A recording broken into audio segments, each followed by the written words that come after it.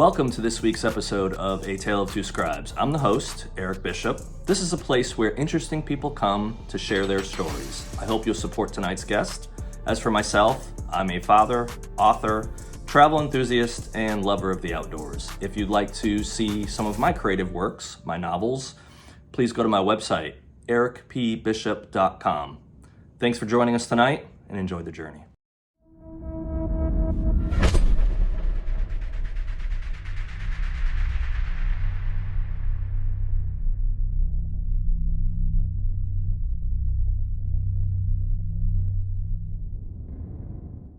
Welcome to another episode of A Tale of Two Scribes. Now, today I have a guest, but I must say, I don't just have a guest, I have my favorite author on.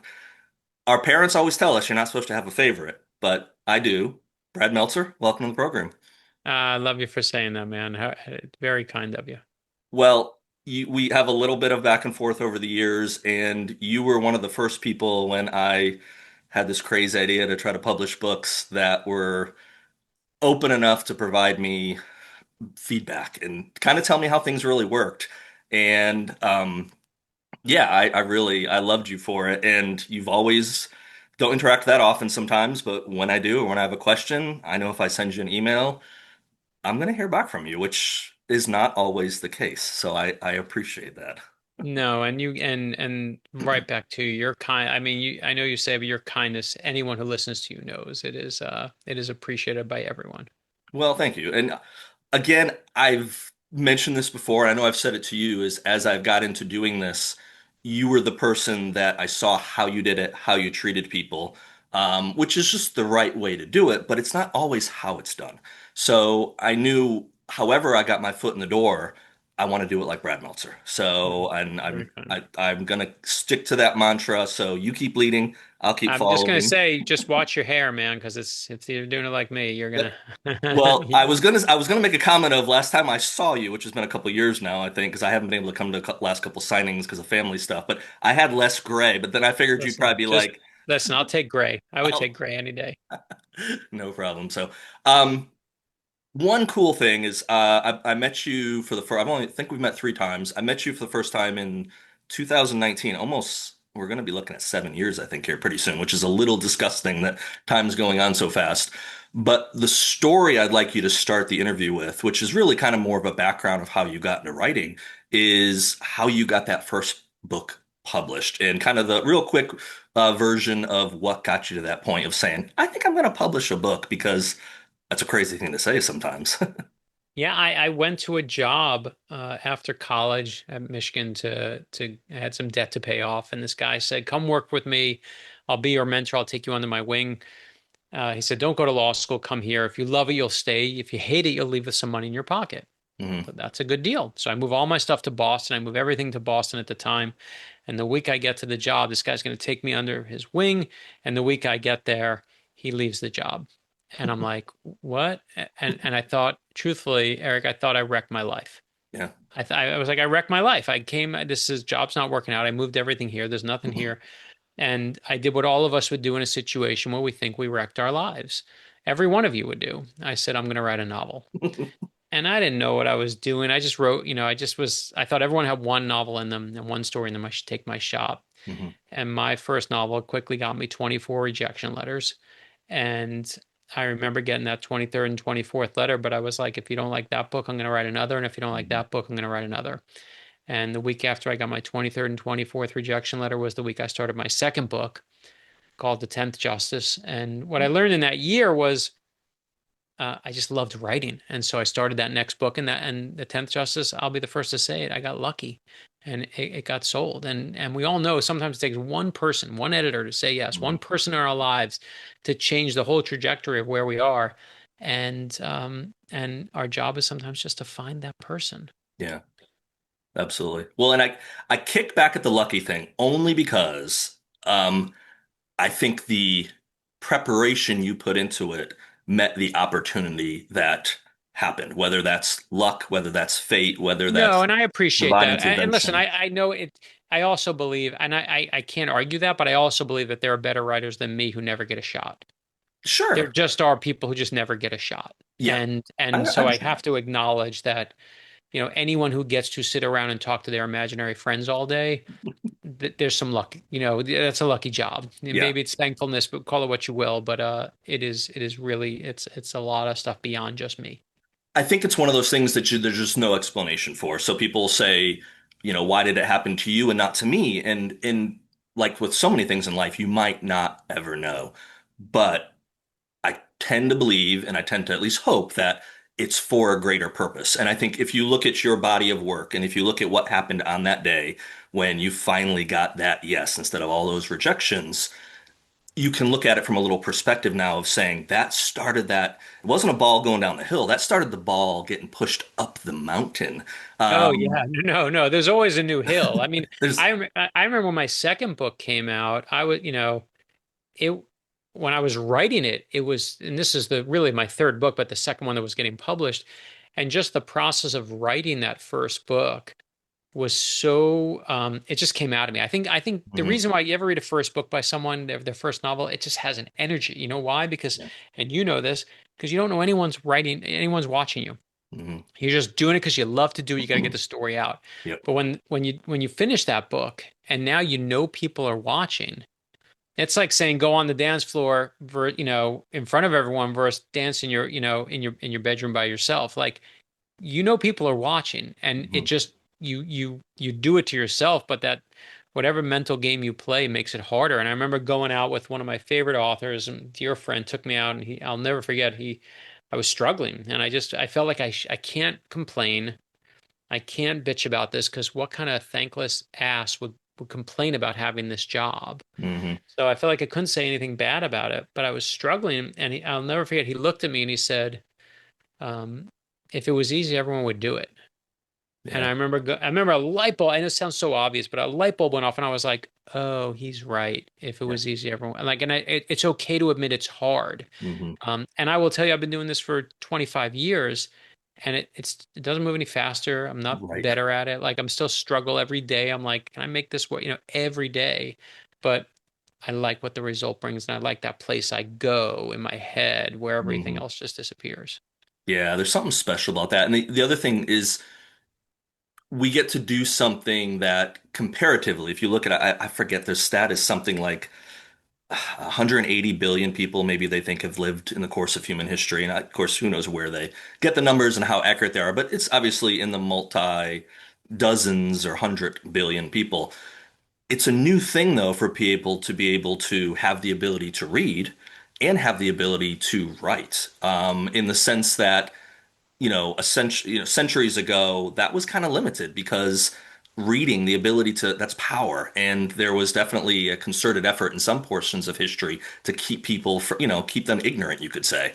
We're the authorities. We're going to show you how to do. Well, we happen to be born in this age where not only do we have the ability to read, but we have the ability to tell the stories that we dream up, which to me is powerful, man. It's pretty powerful to be able to have that because then you have, like what you have behind you, you have a legacy you get to leave behind. It's not a 9 to 5 job where you create Excel spreadsheets and they disappear when you leave. You actually have books that will be here long after you're gone that your grandkids can pick up or your great Well, that grandkids. I think you're hitting one of the most famous writers in the world gave me the advice right when I started, before the very first book came out, called me up and said, because I was like, I don't know what I'm doing, man. I'm like 27 years old. What do I do? Hmm. And he said to me, I don't care if your books sell, Brad, or if they don't sell. If you sell a million copies, you sell zero copies. He said, but you'll forever be able to put that book on your shelf. And God willing, one day your kids can always read it. Yep. And it's 25 years later, I still remember that piece of advice. Like I know that I don't think anyone's gonna be studying me for years to come, blah, blah.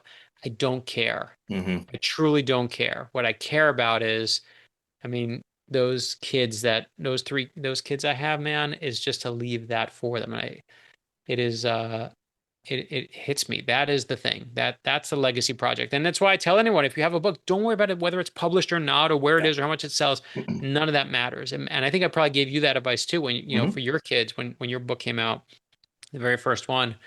I remember being like, that's what I tell everyone. I pass that message along. Yeah. Well, and it's truth. It's truth because so few people will, a lot of people, and I still to this day, infrequently, but infrequently I'll come in, run into people and they'll be like, oh man, yeah, I want to tell a story. I want to tell a novel. And I'm like, we'll do it. They're like, They always have an excuse. Well, I don't know where to start. It's like, get out a piece of paper or get out a keyboard and start Always. typing. And then you know what, and I don't fault anyone for it. I just think that it's a pain in the ass kind of thing to do. You gotta want to do it. But Hmm. it's like, it's like riding a bicycle. I can tell you, if you said to me, I want to ride a bicycle, I could say, I'll write down all the rules. I'll say pedal 2 miles an hour, hold the handlebars, find your center of gravity. And you can write all the rules I give you down. But until you get on the bike and pedal, you'll never learn how to ride a bicycle. Hmm. And that to me is how a book is. It's like, you want to write a book? Go write a book. That's the only way to learn how to write a book. Yeah, You can go and take the classes, do the things, but all that is just putting you on the bike to pedal. right. And eventually you start pedaling, you figure it out. You're going to have to do the hard work at some point, and then you're going to realize if you And then you're gonna crash because that's what I did on my bicycle.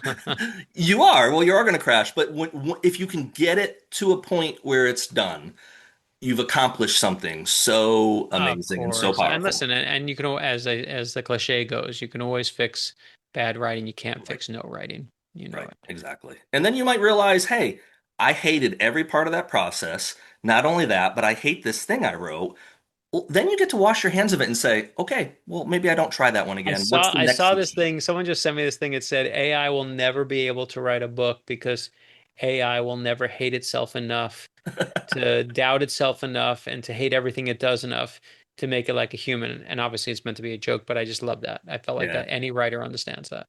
No, absolutely. Well, the AI stuff's getting a little tricky to navigate, and definitely wondering what's gonna happen down the line, whether it's with publishing, whether it's with, I don't know. It's a weird world right now. It's been weird for a while, but I think now it's especially weird.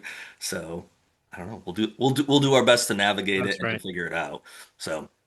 I did want to tell one quick story. I showed this to you before we came on. So that first time I met you was down in Atlanta, Hmm. and I ended up when you were telling the story of how you got published, you said, "Don't let anyone tell you no." Well, I was in the auditorium with like I don't know 400 other people, and this stranger, poor guy, sitting next to me. I nudged the guy, and I'm like, "He's talking to me," and the guy probably thought I was crazy, and because I was crazy your speech, your discussion ends. You have a big long line of people that want to meet Brad Meltzer because you're Brad Meltzer and you're a really cool guy.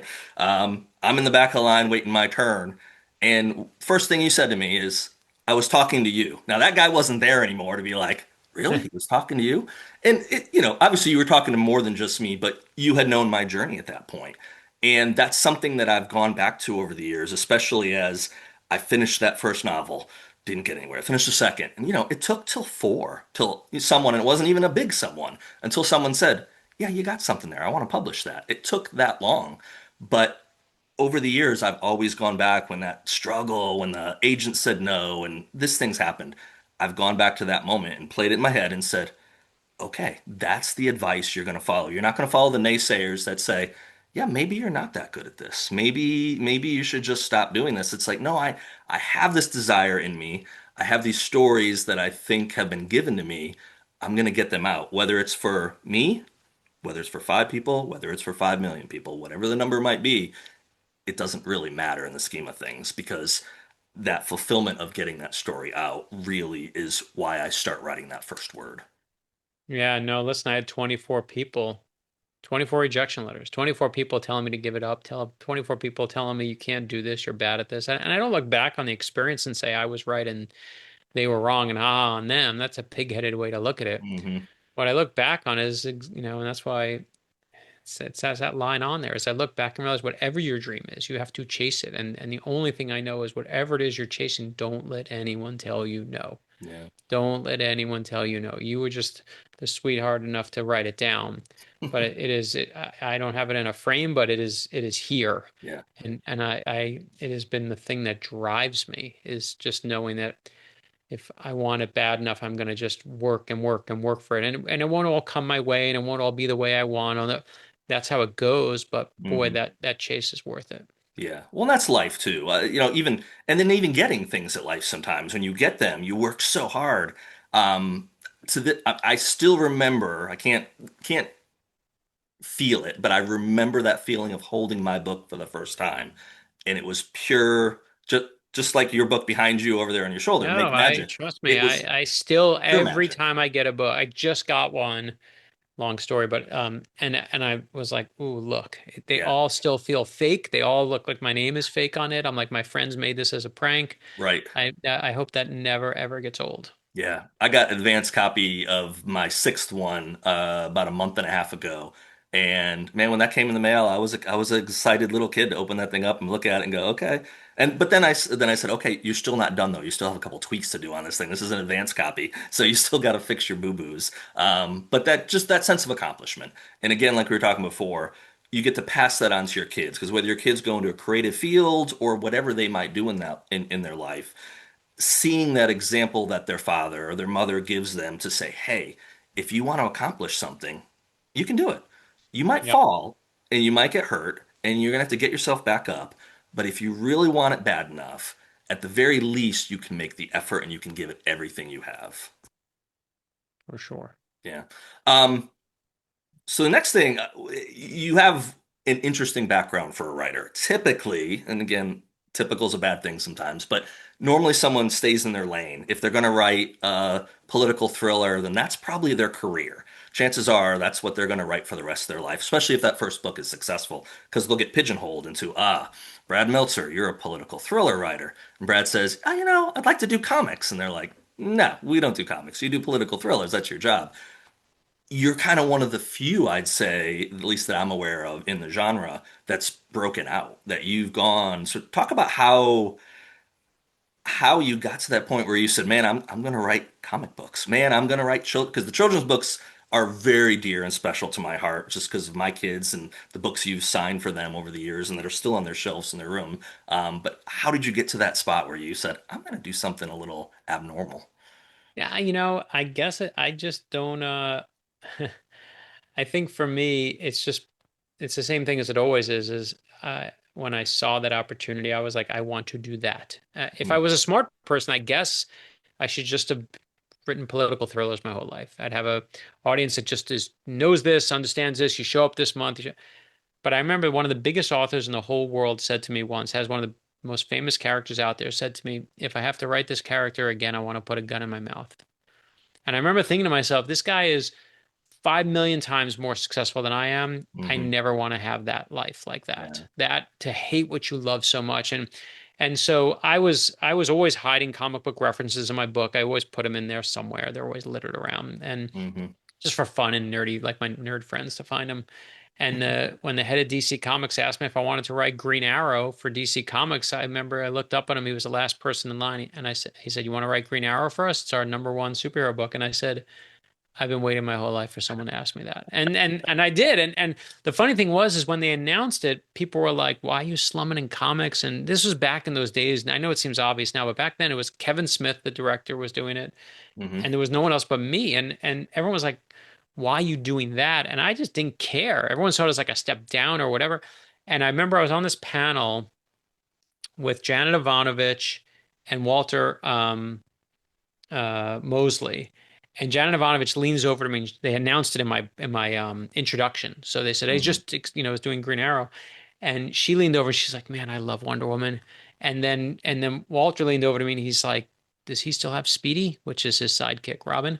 And I was like, "Oh shit, everybody loves comics. It's just no one Right. was doing them." Yeah. And so I became for a while like I would just become like the gateway person who would invite novelists to come try out comics. And I was like the drug dealer. I was like the first one's free. You know what to come for the rest. But I just liked it. And then I had kids, and I was like, I want to give my kids better heroes to look up to. Yeah. I need to do some books for them. And then I had some nonfiction stories I wanted to tell, and I was like, let me. And the same thing with the TV shows. Like I went to my agent. hmm I was at this big famous agency, and I went in and I said I want to do TV shows, and they were like, they literally set up the crappiest meeting with like looking back. It was someone's assistant. It wasn't even a real meeting. I realize that now because I was such a novice back then that the meeting took place in the hallway. There was no, I'm like, that's not an agent. That was an assistant they gave me just to like Right. shut me up and like get this guy to leave us alone. He's in LA for a day. Yeah, yeah, yeah. And I go in the meeting and he said, so what, tell me about your books. I'm like, oh, I just have one book out. I'm like, The 10th Justice. And he looks at me and goes, "Oh, the 10th Justice? I didn't know you wrote that." And I realized, oh, they didn't take this meeting seriously at all. This is like someone's assistant. And I literally left that day and soon after fired them. I was like, no offense, but I just want to do lots of stuff. And if you don't want Yeah. to, that's okay. Right. And then I was lucky enough, I hired a place and I said, I want to do TV. They're like, come in and do TV. And they let me. Hmm. So my whole theory has just been like, I want to try all these things Sure. and I don't care if I fail at them. I'm not good at everything.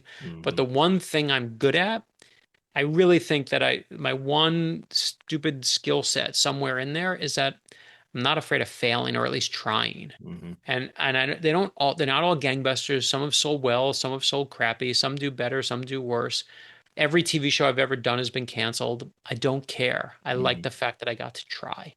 And that to me is, man, I love that struggle to make it work. Yeah, and that's one of the things I really respect about you. I have a quote on, I think it's still on my website, or at least it was years ago. I haven't updated that page, but it's a quote from Blues Traveler.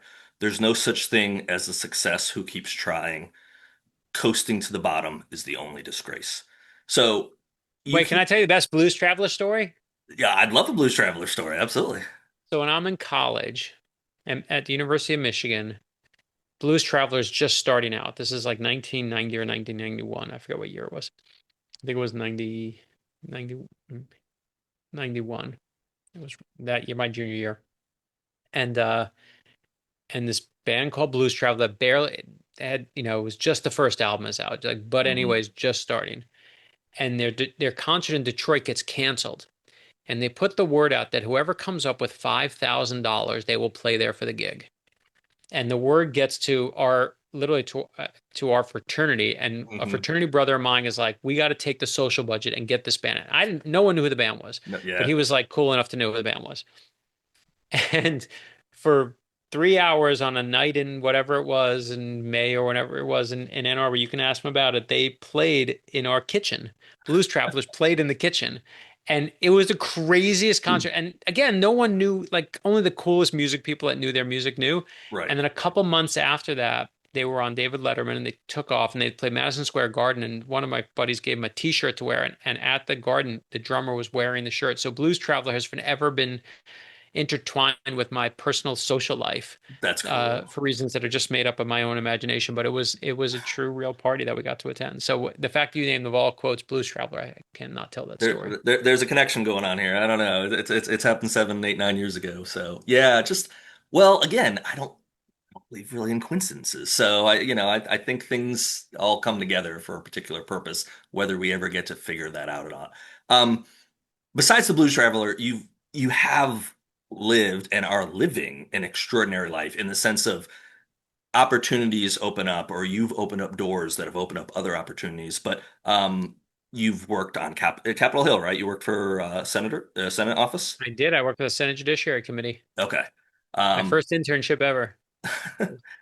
how much of that do you think kind of bled into writing those first novels, really, that experience Oh, there in everything. DC? No, I So, mean every let you know, everything feeds the story. yeah, Everything. Every interaction, your philosophy about life. I mean, me working at Haagen-Dazs in high school fed stories. right. Maybe I was a telemarketer for Michigan because it was the highest paying job on campus you could find. It was $6 an hour. It seemed like the most money we would ever make. I mean, everything I've ever done in life, every interaction, every person you meet is potential to fill that story. Hmm. And basically that's the key. I mean, it will always feed it. Always, always, always. Hmm. Well, I think having those life experiences and then being able to put them in a story. Can I hit pause 1 sec? Okay, so we just had a little bit of a pause because anyone that knows This Brad is the Meltzer, craziest interview, by the way, that just ever happened. Because this is why I love you. Is in the middle of the interview, I got a text that came in that my son got into college, and so I said, "Can you pause it 1 sec?" I ran downstairs, and my son is now got accepted to college. And needless to say, we are losing our minds here. the Meltzer So family might be doing some crazy celebrating oh, tonight. there's gonna be some celebrating here tonight. Trust me. And I love you for taking the pause, knowing family first. We always say to each other, family Yeah, first. absolutely. And you paused the interview so I could race downstairs and give my son the biggest hug. And you literally said, and it took a while, and then I came back upstairs, and I'm flying right now. So ask away. Let's go wherever Well, you want to go, brother. I'm happy. while you were doing that, I actually texted my son Bruce. I was like, "Guess who I'm talking to right now?" So I'm your biggest fan, but Bruce might be your second biggest fan, at least in this household. So, which he just started college this fall, just finished his first semester. We're filming this a little bit earlier Oh, than wow. the Viper coming out, but yeah, as much as we were talking before about the books and sticking to something and accomplishing something, the books are meaningful.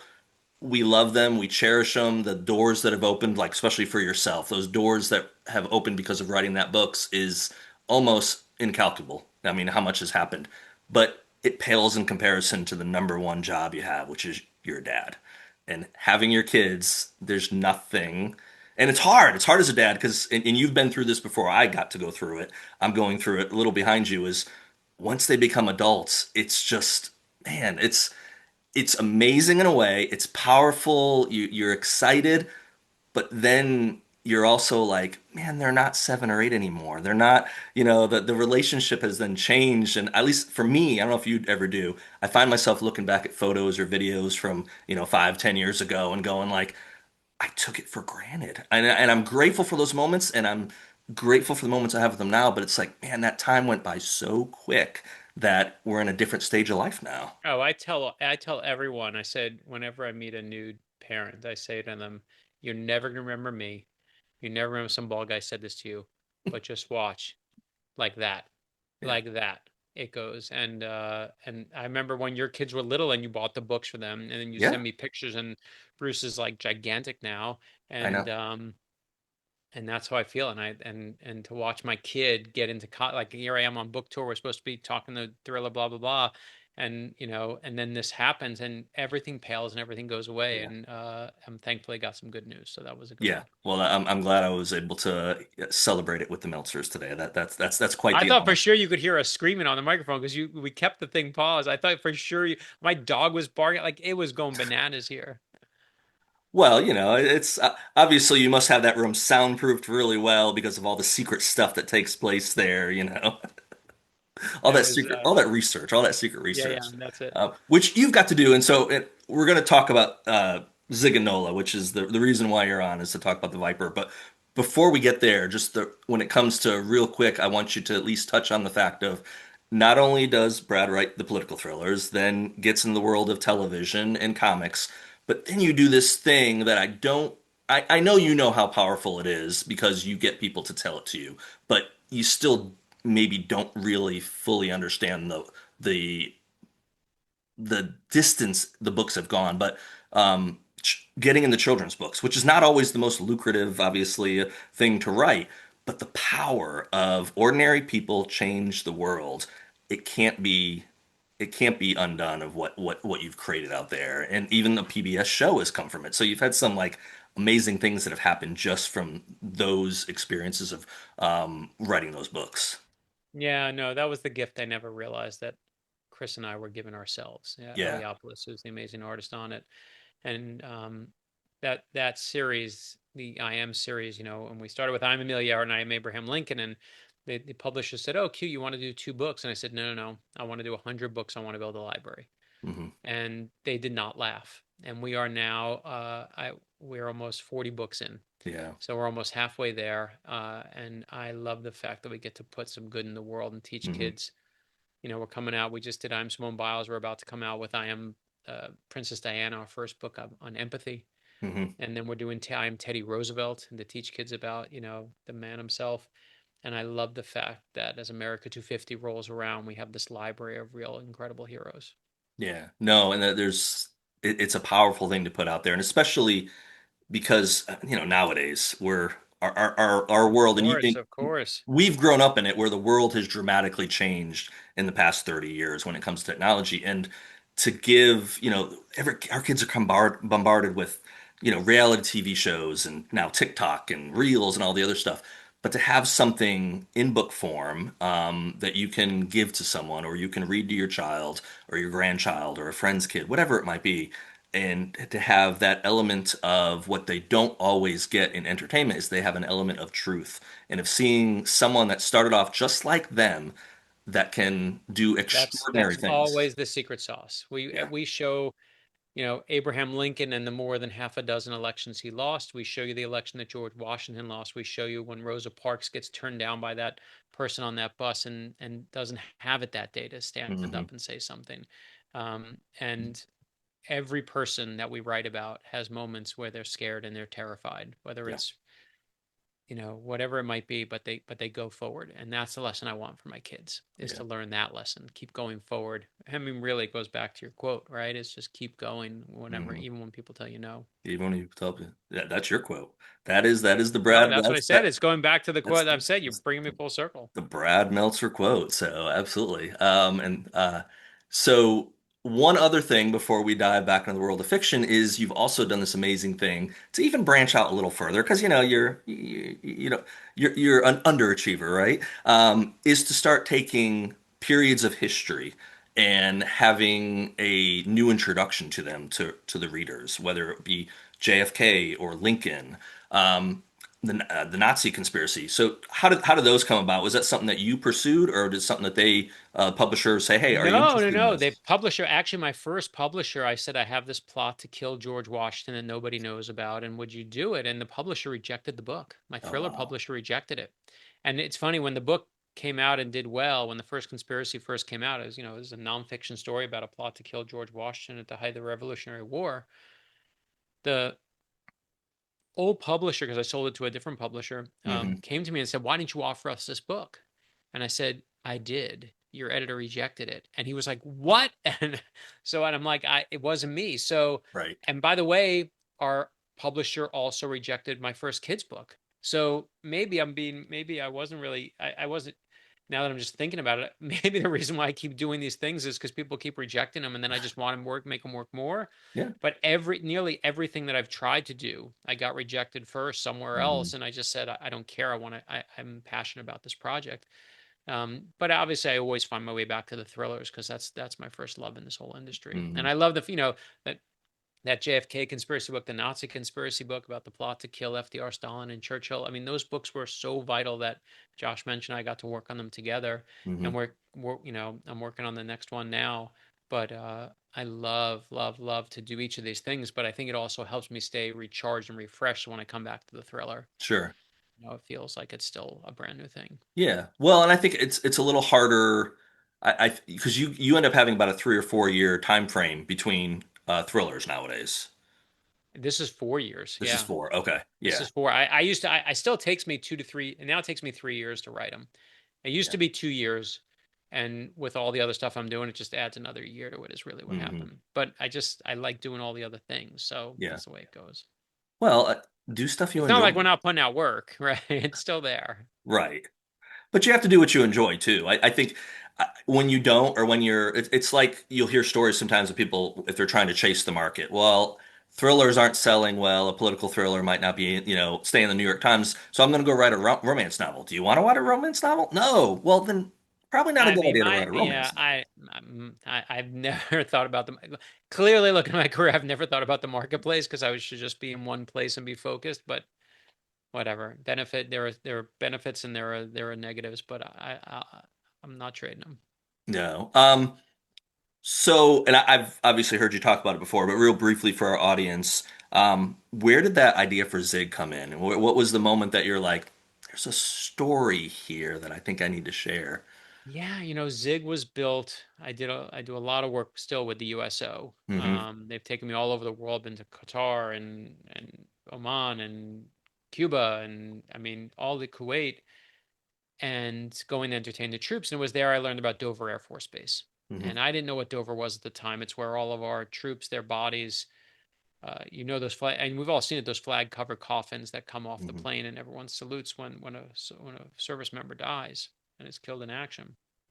And they all go to this place in Delaware, is America's most secretive funeral home, and that's where all the fallen soldiers go. But it's where the astronauts went when the space shuttle went down. It's where the Pentagon victims went. It's where all of our spies around the world go when their missions go sideways. Hmm. And it means Dover is a place that's filled with secrets.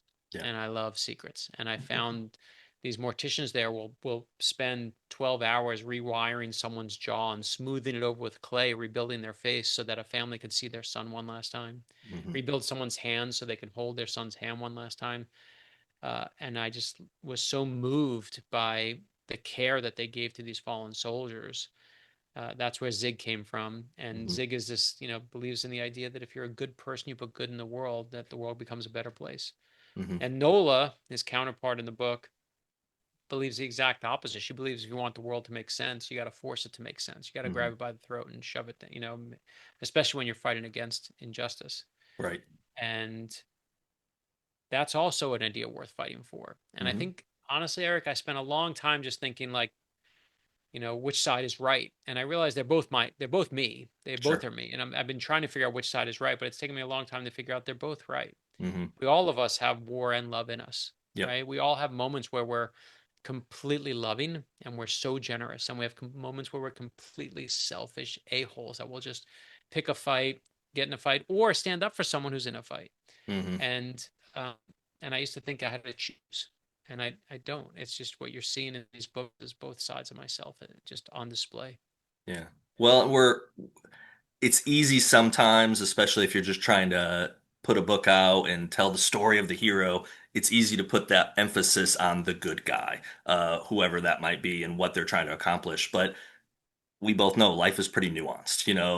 There's sometimes this fine line, especially when it comes to anything with warfare or whatever. Of it might just be the side of the river you were born on is all of a sudden you're considered a bad guy. It's like, well, this because I was born here, I'm the bad guy.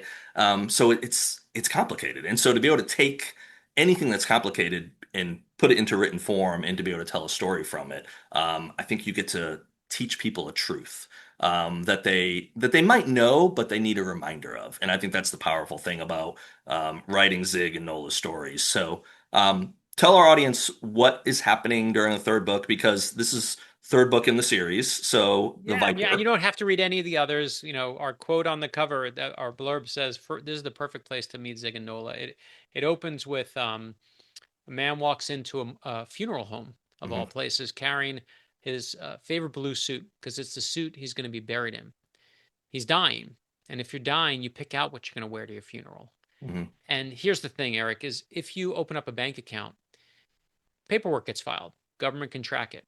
You go to the UPS store and you open up a PO box, paperwork gets filed for that. You can find that too. They have, cookie jars now that are Wi-Fi enabled that can tell you who took the last chocolate chip. But if you go into your local funeral home and you put something in a secret compartment and sew it into the inner lining of your favorite suit and you hand it to your mortician to lock away for you, you have the ultimate untraceable hiding spot. And the man goes back to his hotel. Someone's waiting with a gun who says, "Where is it?" He says, "I don't know what you're talking about." They shoot him dead. And sure enough, that secret thing he's hiding is in that funeral home, and you'll never believe who finds it. And there is chapter one, the prologue of The Viper. Where do these ideas come from, Brad? That idea truly came. I was in a funeral home walking around with my buddy Matt, and he had a big locked door with a giant padlock. And I show me all around the funeral home. And when I'm over, I see a padlocked door. I'm like, "What's in there?" Yeah. He says, "I'll show you." And he pulls out a thing, unlocks this thick lock, and it's all these suits like from the 90s. It's like, Oh, these wow. these big shouldered suits and like sequin gowns you'd wear to like a wedding, like your grandmother would Yeah. wear. And I realized he's like, these are the clothes of all the people have picked out for what they want to wear when they die. If they have no family, people bring it to us early. And they got like, a Jets jersey in there because someone's a Jets fan. There's someone who's got a cowboy hat who's like, my ex-wife hates this. Make sure I'm buried in it so I can just say F you to her one last time. Like, I mean, people are just ridiculous. Right. But it made me realize this is the perfect hiding spot. This is the greatest hiding spot I've never seen. That's And a that's where the whole book came from, is right out of that moment. I love that a moment that like that spurns an idea that then becomes a novel and you invest 3 years of your life into it. I think that's the coolest thing though. I love the real life stuff that happens in books. And most people will never, unless they're listening to this interview, most people never know where some of those catalysts come from, except maybe the author and a few of their friends were like, "Hey, I came up with Ideas this are idea." everywhere, man. Like we said before, they are everywhere. Yeah. I was in Spain back in October researching my fourth book in the Body Man book, and I had no idea how I was going to implement that into the story. I said I'm going to go, I'll figure it out while I'm there. Well, I'm in this coastal town in the Mediterranean, Tossa de Mar, and there's a statue of Ava Gardner up there. No idea why this statue's there. So I'm sitting there and I pull out my phone, Googling, why is Ava Gardner statue there? Oh, well, she was there to film a movie and she's having a torrid affair with Frank Sinatra. And so I'm reading the history of all this stuff that happens, and I'm like, I would never. What do you think is going to happen in the fourth book? Of course, I'm going to put a character there because you're at this moment in that you never saw coming. That you're like, Yeah, this ideas is are a everywhere. this is a perfect setting for a story. So so cool. Um, you've given us the first chapter. We know that what's happening. Are we going to keep going, or is there, we thinking? I got some ideas for. That's the perfect place to end on a cliffhanger. No, we're gonna keep going. Gonna keep. I'm working on the next one now, and Zig and Nola are back. I love writing these characters. My thing is not. I'm never like, oh, and for I have 9 plots out. I mean, to me, as long as I'm excited to write it, I will go do it, Yeah. and that's how I approach everything. Whatever I am so jazzed to go do, that's the thing I go do. And I just love those characters. They mean something to me. You'll see where they end is a very kind of different place, and not everyone in this book survives. And there's, it's a real good jumping on point. So if you've Mhm. never tried it, the Viper is a nice place to jump in. I try to tell people that as an author, at least for me, and I think it's probably universal, that we leave a little bit of our soul in every story. There's a little Amen. slice of us that's there. So if you want to know us, and not just a salesmanship thing, but get our books. There's a piece of it. You might not know which part of it is us or not, but now I don't always answer end the podcast with this question. I had for the first 50 or 60 episodes. I haven't been doing as much recently, and I think I know what your answer might be, but I'm going to ask it because you're my favorite author, and I want people to hear your answer. And you don't know what the question that's coming is, but here it is. I think you'd agree with me. Life is like a book. We have a first page, we have a last page. Obviously, you've written quite a lot of different books in your life, but as an author, you get to write that last page. What does Brad Meltzer want that last page of his book to say? Yeah, I don't think you get to write the last page, actually. I think the last page, I think like all books, the book is not truly written until the reader reads it. And then it's experienced in a whole new way. So I don't think you can you can write your obituary, Hmm. but when you're gone, there's a whole nother story and way more pages than you think about are still there. Hmm. So I think you live your life. I don't think you spend your time writing your last page. I think you live your life and you be a good person. You go say thank you to people. You show up for people, and then people will write really nice last pages about you. But I don't. I spent a long time struggling trying to figure out how I'm going to control all of this. And I think if I have one lesson that I've learned over the years is I have no control. You Yeah. don't control the last page. What you control is how you show up to people. You bring kindness to them, that you bring, a sense of actually listening when someone asks you a question rather than, there was a while, truthfully, where I felt like I didn't want to do interviews anymore because I was like, I'm just giving the same answer. It's no fun. Like and Hmm. I realized, especially in this, that's why I'm like, we talk about blues travel. I'm like, I want to talk. I like listening to people. I like interacting Hmm. with them. That's fun. You bring yourself to it, and then other people will decide how the story is actually experienced. I love it. Well, I know because I've been three different times to see you speak at events, and I know how much your fans love you. And that's not always the case with authors. I think people enjoy books, but they don't have that personal connection. And I think you being Brad Meltzer have kind of crossed that divide for so many people that they really feel like they know you. And then when you get to meet them, you give them the time, which again, I've told you this offline. I've so appreciate over the years.